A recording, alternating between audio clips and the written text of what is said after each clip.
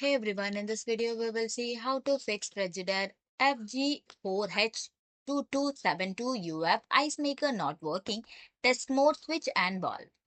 Fix 1. Check the control panel. You just have to press the ice maker button to ensure indicator light is on. Verify the vacation mode is turned off on the display. Ensure the freezer temperature is set at or below 0 °F. Fix 2. Clock the ice maker assembly. Pull the ice bin completely out of the refrigerator housing. Check for stuck cubes or a solid block of ice in the mold. Use a hair dryer on a low or warm setting to melt hidden froze ice blockage. Wipe away all the residue moisture before reinserting the ice bin. Fix 3. Check and reset the system. Unplug the refrigerator from the wall outlet for 5 minutes to perform a hard reset. Then you have to plug the unit back in to boot the main menu control board. Check that the mechanism shut off.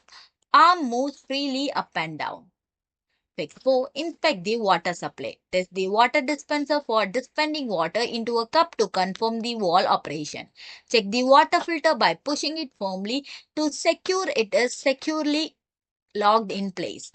Replace the water filter if it is older than 6 months. Straighten any kinks in a red water line by pulling the fridge out. Thanks for watching.